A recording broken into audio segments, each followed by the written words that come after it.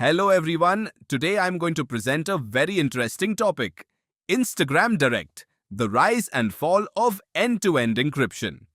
This presentation explores how Instagram moved from promoting strong privacy protections to reversing them due to regulation, business strategy, and platform control. Now, this isn't just about Instagram. It's actually a bigger discussion about privacy, surveillance, user safety, and who really controls our digital communication. Let's go back to 2019.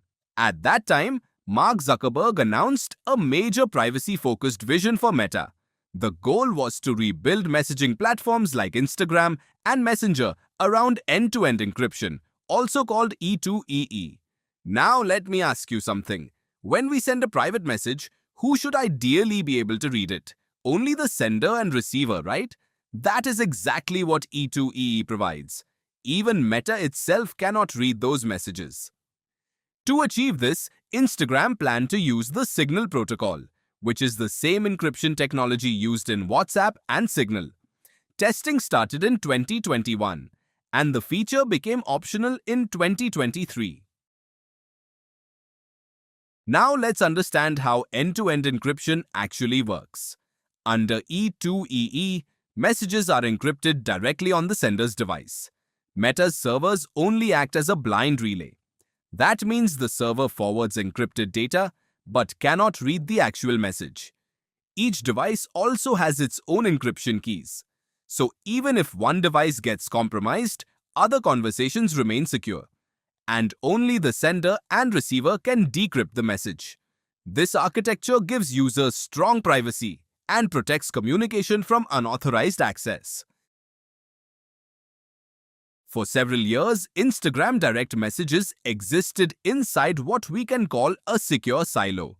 These encrypted chats were protected from advertisers, third parties, even Meta itself. But there was one important detail. The feature was always optional, not enabled by default. And eventually, this privacy-focused system would face major challenges. Now comes the biggest turning point. On May 8th, 2026, Meta decided to discontinue optional end-to-end encryption for Instagram Direct.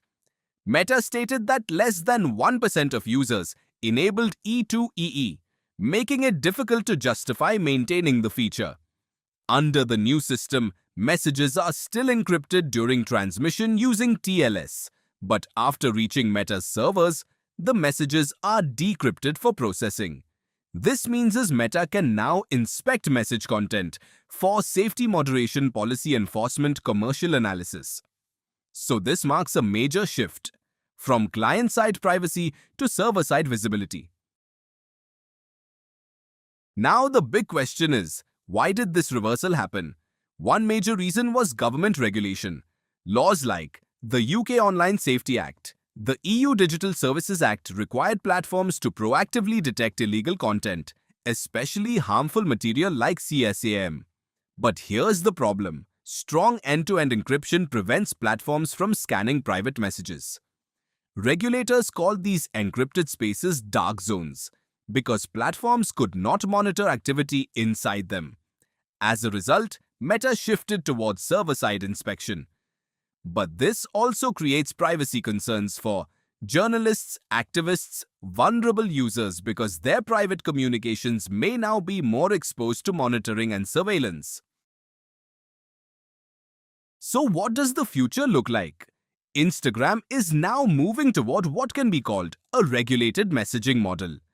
In this model, safety and moderation become more important than default privacy. Meta may eventually apply similar approaches to other platforms as well. Users were also advised to download their old message history before the architecture changed. So overall, this situation highlights an important debate in cybersecurity.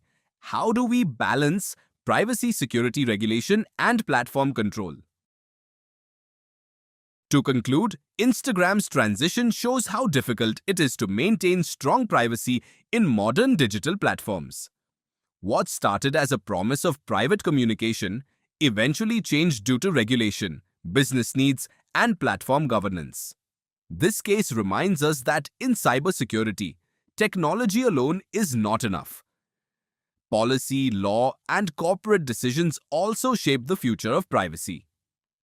The story of Instagram encryption is not just about technology, it is about who ultimately controls privacy in the digital age. Thank you